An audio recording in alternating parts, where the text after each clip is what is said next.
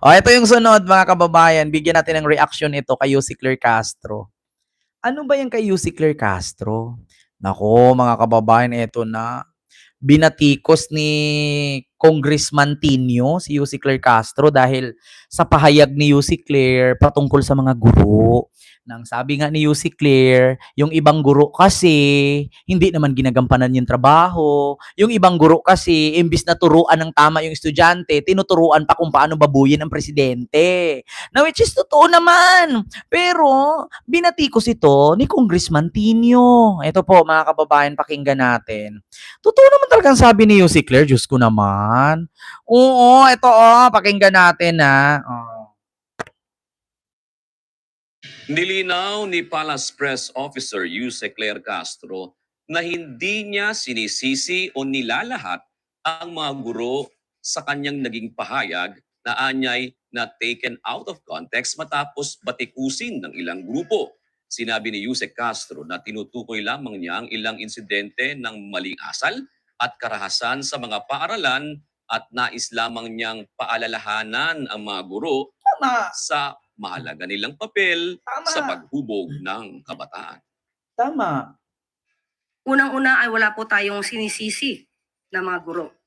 Ito ay pagpapaalala Tama. sa ating mga kagalang-galang na mga guro Tama. kung ano po ang kanilang malaking role bilang tagahubog ng magandang kaugalian, lalong-lalo na sa mga kabataan. Alam nyo, sa totoo lang ha, ang laki po talaga ng role ng mga teachers. Hindi ko nila lahat, pero mas sasang-ayunan ko si Yussi Claire. Bakit? Ganito po yan. Ang magulang ng mga bata na nag-aaral sa paaralan, ilang oras lang nila makakasama ang kanilang anak. Makakasama nila gabi. Tapos, tulog. Pagka umaga, halos buong araw, nasa paaralan. Sino ba ang tumatayong pangalawang magulang? Di ba ang guro? Mas malaki pa nga ang oras ng mga guro na kasama ang mga estudyante kaysa sa pamilya. Ilan ang pasok ng estudyante sa loob ng isang taon? Ilang oras ang mga estudyante na nasa paaralan? Mas mahaba ang panahon ng mga estudyanteng kasama ang mga teacher kaysa sa mga magulang. Kaya, mas malaki ang responsibilidad ng mga teacher sa mga bata kaysa sa mga magulang. Una, ang mga estudyante, pag uwi niyan sa bahay, ang tanging gagawin niyan, wag mo muna akong kausapin kasi may assignment ako. Wag ka munang mga pawag ka munang ganyan kasi may ginagawa ako. Pero pagdating sa school, ang teacher ang araw-araw nakaharap niyan. Mas malaki ang responsibilidad ng mga guro. Yeah? Ngayon, kung merong mangyari sa paaralan, kung merong mangyari sa mga estudyante, guro ang dapat managot dyan. Hindi ko man nila lahat, pero mas malaki ang responsibilidad ng mga guro. Ngayon, mali ba si Yussi Claire Castro na para batikusin ni Congressman Tinio? Hindi po siya mali. Malaki pong tama ang kanyang sinasabi. Continue.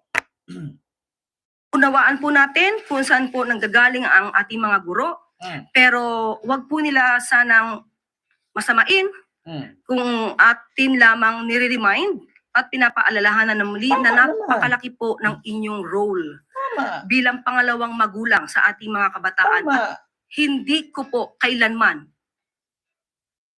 hindi bibigyang galang ang mga guro. Dahil ang aking ina, ay guro, hindi pa po ako pinapanganak, ay isang public school teacher. Di ba? Alam niyo na. Ngayon, bigyan ko kayo ng example sa isang guro kung paano niya turuan ang mga estudyante niya na babuyin si PBBM. Naku, Tinio. Ito pakinggan natin muna.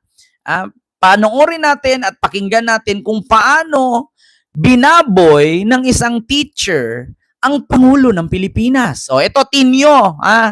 Lamunin mo at sampal-sampalin mo itong guro na to, lamutakin mo, pigain mo kung dapat bigain kasi ikakahiya mo ito. Ito panoorin mo, Tinio. Wait lang, naglo-load lang. Ito, mga kababayan. gurong vlogger sa Samar matapos gawing investigahan ngayon ng isang gurong vlogger sa Samar matapos gawing content online si Pangulong Ferdinand R. Marcos Jr. May detalye si Jay Barion. Ang lahat sa aking mga followers. Nakatanggap ng matinding pambabatikos sa social media ang isang teacher vlogger na nagtuturo sa isang pampublikong paaralan sa lalawigan ng Samar. Ang nasabing guro kasi ginawang content sa kanyang vlog si Pangulong Ferdinand Marcos Jr. habang nasa loob ng classroom kasama ang mga estudyante nito. Sa video, makikita na pinapadescribe ng guro sa kanyang mga estudyante si PBBM. Nagpahayag ang ilan ng hindi magandang deskripsyon sa Pangulo at ang mas nakatawag pansin sa mga netizen ay para bang ikinatutuwa pa ng guro ang mga pahayag ng mga estudyante. Dahil dito, maraming tao ang nagbigay ng mga negatibong reaksyon sa ginawa ng guro. Matapos naman makarating sa kinaukulan ng pangyayari, agad pinatawag ang guro at pinagpaliwanag. Kaya agad na binura ng teacher ang kanyang ipinost na video sa social media at nag-public apology sa kanyang Facebook account para ipaabot ang paghingi nito ng dispensa sa Pangulo at kay Education Secretary Sani Angara. Ako po ay humihingi ng pasensya po. Tae mo. Sorry po sa nagawa kong content. O, ayan, Congressman Tinio. Ayan, nasampal sa pagmumukha mo, lamutakin mo yung mukha niyan. Alam nyo ba, yung mga sinulat ng mga bata, bangag, weak leader, BBM addict. Ano, ang daming sulat dito sa blackboard, do. Binigyan niya ng pagkakataon yung mga estudyante na isulat ang kanilang mga pahayag doon na ano ang masabi nyo kay BBM. Nakalagay doon, adik, weak leader, bangag, magnanakaw, Marcos, bangag, tamad. Ganun ang nakasulat. Tapos paano to i-explain ni Tinio? Sasabihin niya, hindi naman, alam ko na ang isasagot ni Tinio dito. Hindi naman sila lahat siya lang naman. Ha? Bakit sinabi na yung si Claire na lahat? Hindi rin naman. Tapos ang daming teacher nagagalit. So ano gagawin nito sa teacher na to? Silaban natin para mawala? Itulak natin sa hagdan? Parang kay Digong? Para matigil, patayin? Para matahimik ang issue? Ano to? Anong gagawin natin sa duro na to? Ilagay natin sa garapon? Buhusan natin ng maraming asin at bitchin tapos gamusin? Ano to? Ibalot natin sa foil? Tapos ibaon natin ng buhay? Para mawala ang kahihiyan ng mga guro? Tapos yung mga guro, may pariak-riak pa, pagalit-galit pa kayo si Claire. Huy! So anong gagawin natin dito sa guro na to? Sasabihin nyo, hindi naman yan kasi public school teacher lang yan. Oy, tandaan nyo maraming public school teacher. Tandaan nyo, nanay ko teacher din. Diba? So anong gagawin nito sa teacher na to? Sasabihin lang natin, may something yan sa utak. Baliw yan. Oo. Kaya kailangan in-neurotest yan eh. Kasi bakit kukuha ng armas yan? So ano to? Ano, ibaon natin? Ulo lang ipakita kasi kahihiyan? Itago natin, paalang ang paggalawin? Ano to? Tapos baka sabihin ng mga teacher to, ay hindi teacher yan, nagtiteacher-teacheran lang. Oo, hindi naman nakapasa ng board yan eh. Substitute lang yan. Ha? My God. Ang hirap kasi ninyo nagsasalita kayo ng patapos eh. Nang akala nyo kayo lahat perfect. Hindi naman perfect. So hindi nyo rin natin masisisi. Mga abogado nga eh. Nasasabihan nga ng hindi maganda. Kaya kayo mga guro minsan tumanggap din ng pagkakamali. Kasi hindi lahat ng guro perfect. Di ba? Oo. Anong masasabi ngayon ni Tinio? Dito tayo kay Tinio. Diyos ko. Mukhang nagkakaroon po ng misconception, misinterpretation, misunderstanding sa ating nabanggit kahapon. Nananatili yung ating panawagan kay Yusek Claire Castro. Hinag ka na mali ang kanyang sinabi, wala ito sa lugar.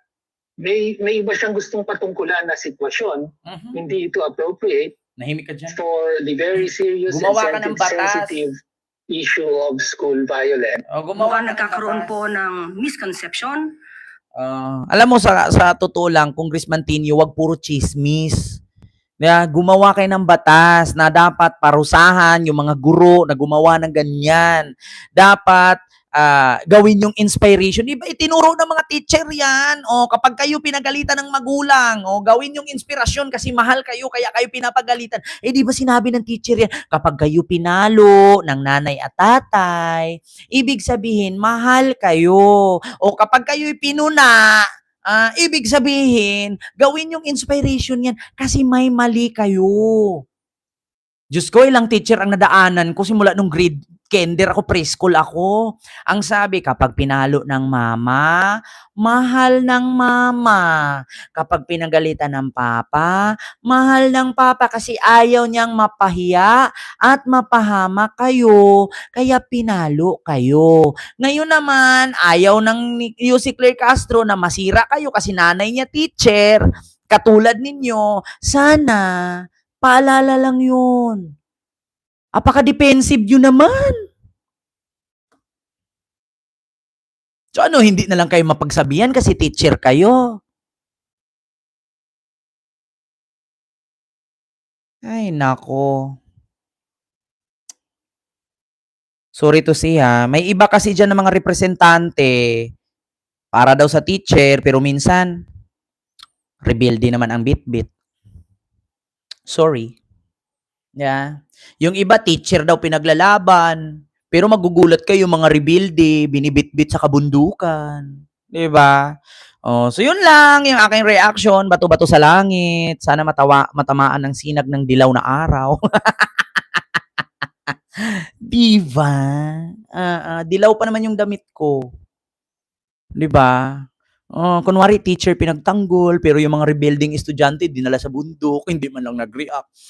Bato-bato sa langit, matamaan ng sinag ng dilaw na araw. So yun lang, maraming salamat mga kababayan, and see you next vlog. God bless po sa inyong lahat, hindi ko po kayo maisa-isa. Maraming salamat po sa inyong lahat mga kababayan.